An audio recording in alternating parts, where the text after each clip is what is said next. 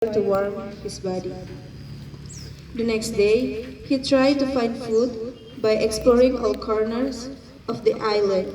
After looking for food, he was very surprised to see that his resting place had been burned to the ground.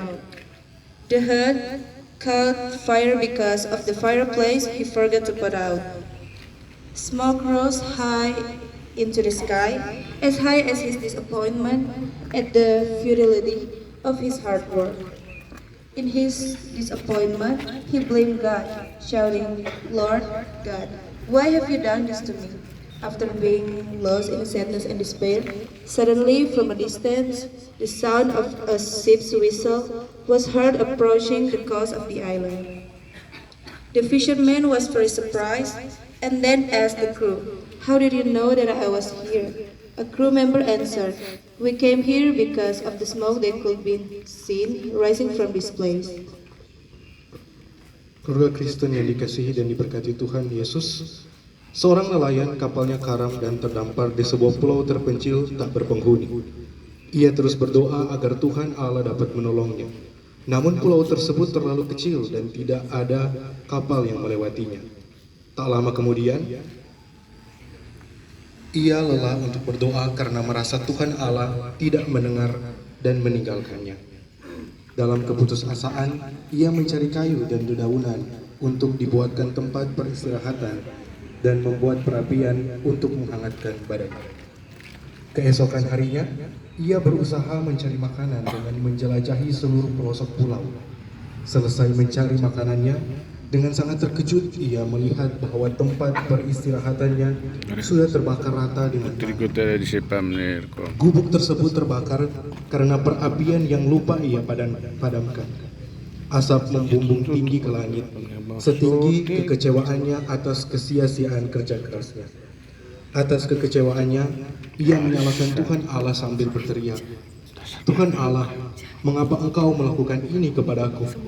Setelah larut dalam kesedihan dan keputusasaan, secara tiba-tiba dari arah kejauhan terdengar suara peluit kapal yang mulai mendekati pantai pulau tersebut.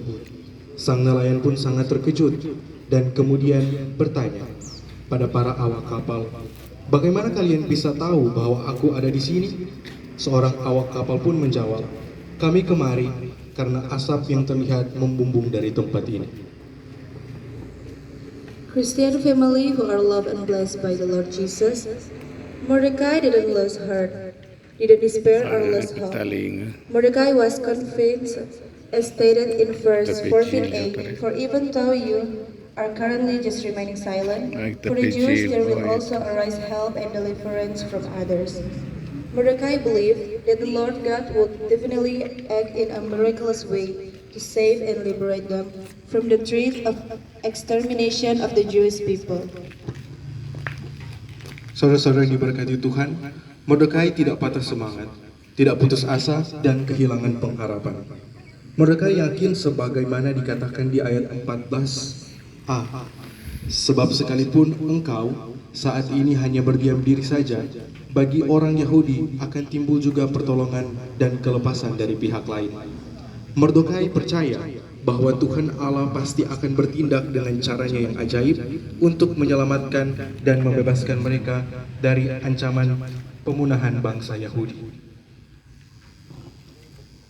As a Christian family, we are reminded that the help and deliverance of believers from adversity and trials comes from none other than the Lord God.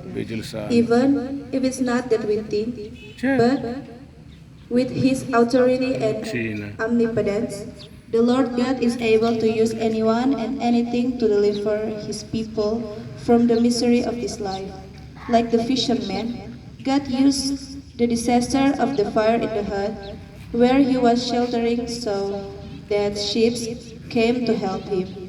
Therefore, let us always have faith and hope only in Him.